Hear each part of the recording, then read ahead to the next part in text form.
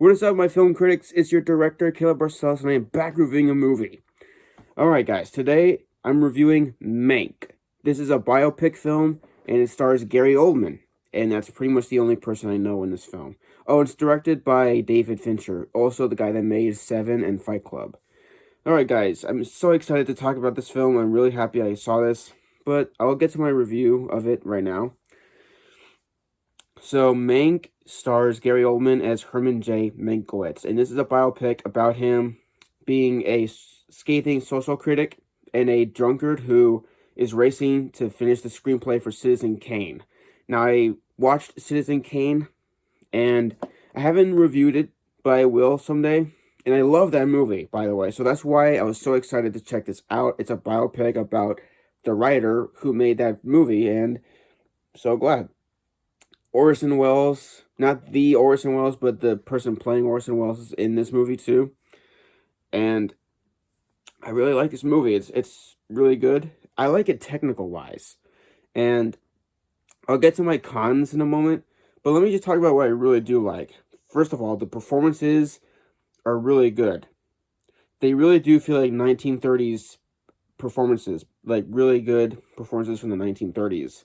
And the way the film was shot, recorded, and even like the cinematography, it's in black and white. It was shot in 8K, but they downgraded it a little bit to look like it was shot in really old times.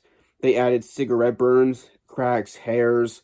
The sound quality kind of sounds like an old film, but it's really good. I really like this film technical wise.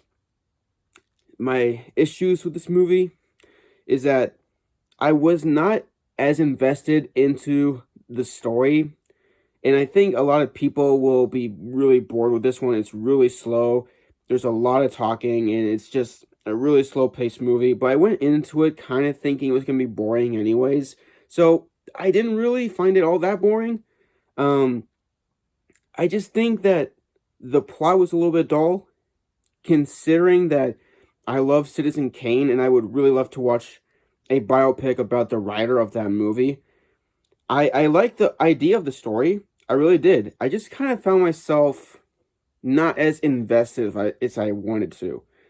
And even some of the characters.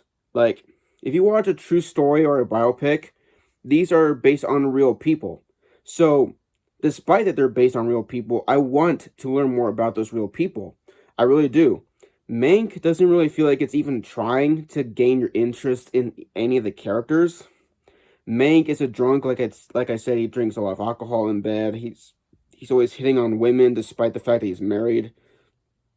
There's a lot of the film's a little political at times. Like it really is political at most times.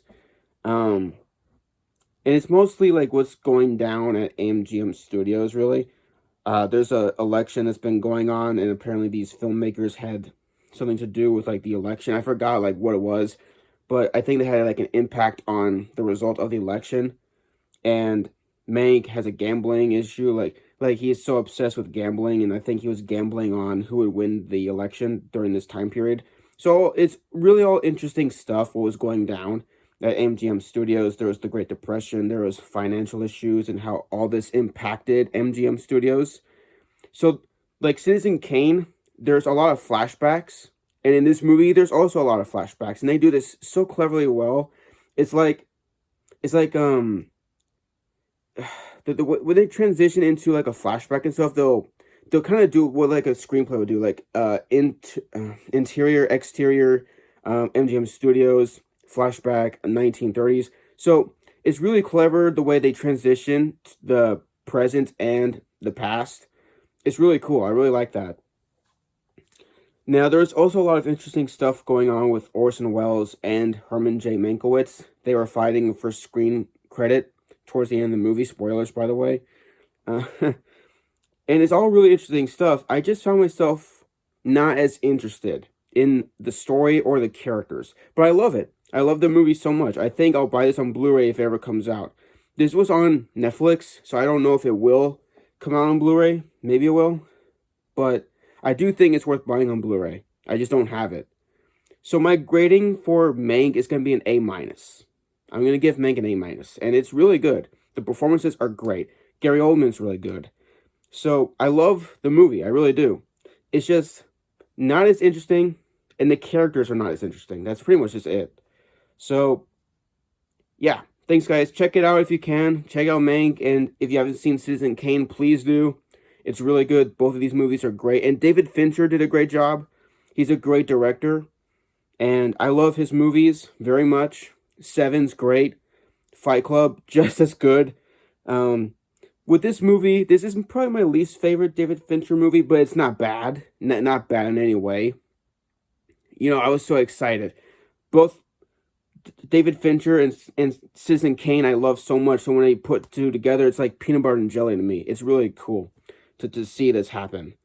And this was in 2020. I wish I would have reviewed it sooner, honestly, but hey, you know, I just made up for reviews, and I'm doing film reviews now, so why not just do Mank? Thanks guys for watching, and I'll take a bow, and for me to say, that's a wrap.